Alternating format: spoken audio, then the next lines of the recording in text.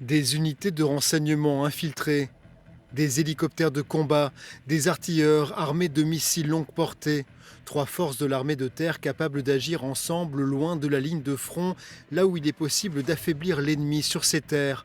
C'est ce que l'on appelle l'action dans la profondeur, opération discrète, brève et brutale. Depuis 1 an et demi, les actions dans la profondeur et le renseignement ont leur commandement, le CAPR.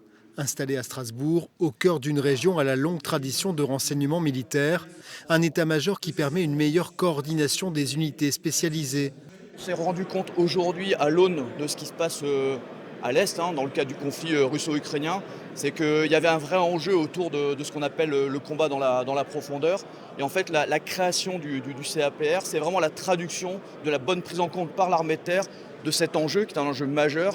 À l'ordre du jour de ces journées de rencontres, la Russie, principal compétiteur du moment, les outils de demain, le développement de l'utilisation des drones.